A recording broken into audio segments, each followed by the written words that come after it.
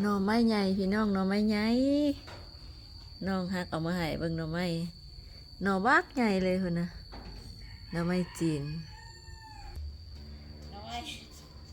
หน่อไม้สูงเกือบซ้ำข่อยเลยนะหน่อใหญ่แต่ใหญ่ว่าโอ้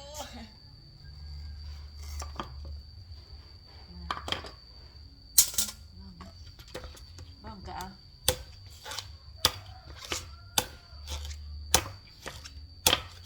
หน่อไม้กับข่อยนี่เกือบซ้ำกัน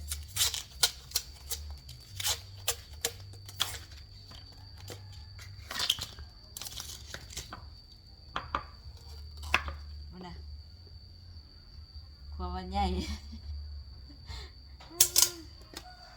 หน่อเดียวนี่เต็มหม้อ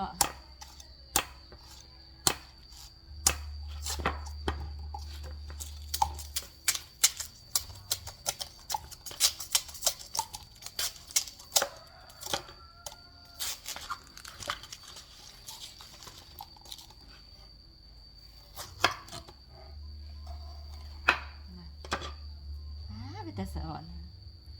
หน่ออะไรกันเลยบ้องไม่หน่อบ้องเลย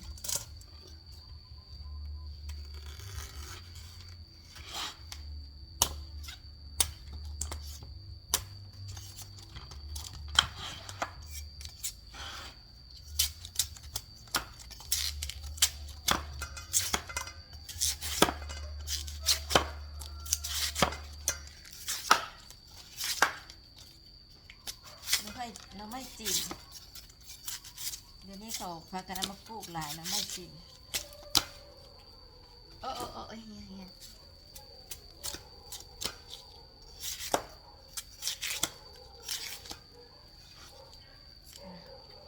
กระสอน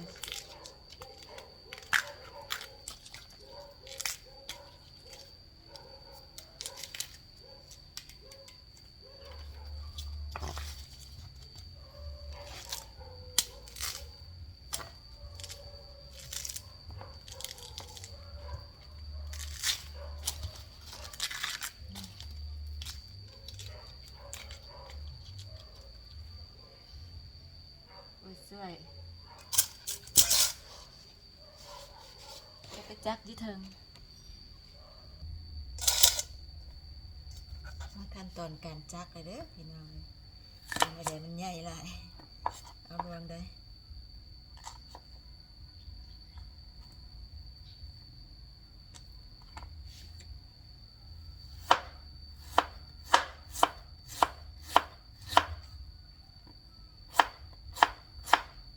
ตาสะอ่อนต้องไปซื้อเครื่องแกงของบ้านมีอย่างเลยตาสะอ่อนค่อยจักอันใส่มือบ่เป็นแล้วก็ต้องได้ซอยใส่เขียงแล้วถ้าซอยใส่มือแล้วมันจะเฮ็ดให้บาดมือตลอดต้องอาศัยเขียงเอาแต่ก็เจ้าอันลึงมือกับบ่ต้องใส่เขียงดอกแต่ค่อยบ่ลึงแล้วค่อยต้องได้ใส่เขียงใส่นะข่อยเฮ็ดบ่ได้บาดมือ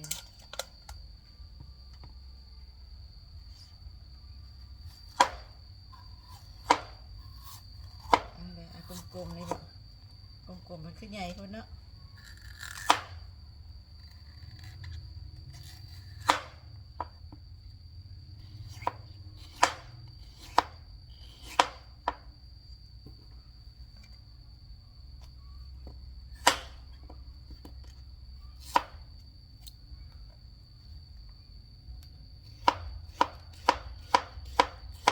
บ่ได้เอามาแพร่ห้องเขียงกันเลยดังเขียงกันนะเขียงอัดแต่สะอ่อนวะเนี่ยขาวซุยขาวซุย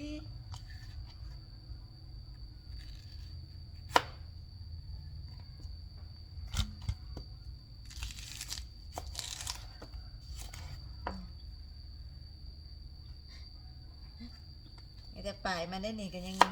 ได้เป็นซาเซนเลยแต่แซ่บขนาด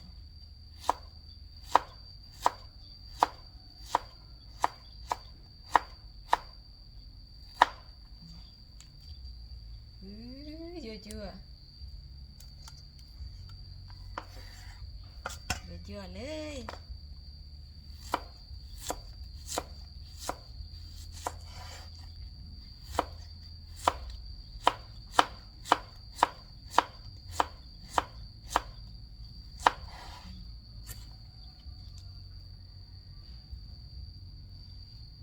ข้าวอุ้ยซุยจะแซ่บคักเนาะ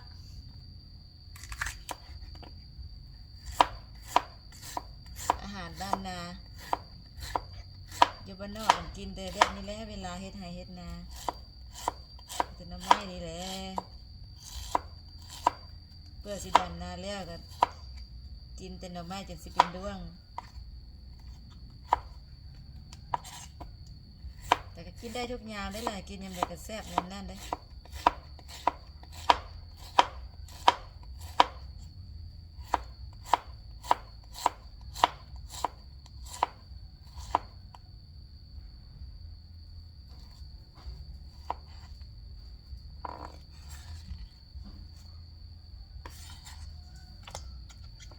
หน่อเดียวพอดีเต็มหม้อบ่ต้องเอาหลายหน่อเดียวก็เต็มหม้อแล้ว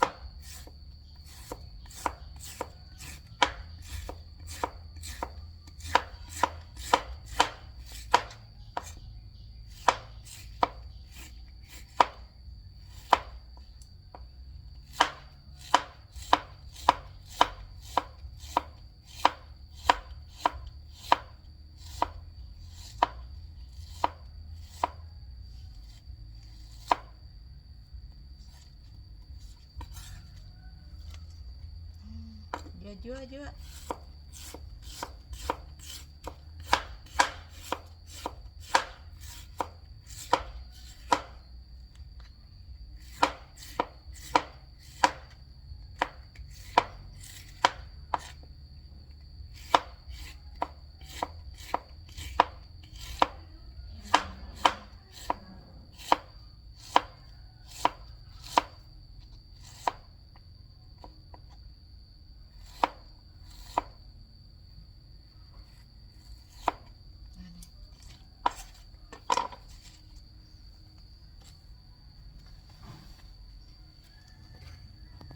ตาสะอ่อนบ่ฝากกดไลค์กดแชร์ในเด้อทาง YouTube ทาง Facebook เดี๋ยวถ้าเบิ่งตอนแกงวันนี้ป้ามืดกดไลค์กดแชร์กดคอมเมนต์ให้เด้อฝากติดตาม YouTube เนี่ยและอันตอนแกงเสียนอันน่ะถ่ายคลิปให้เบิ่งอีกบาทนึงเท่านี้ก่อนบ๊ายบาย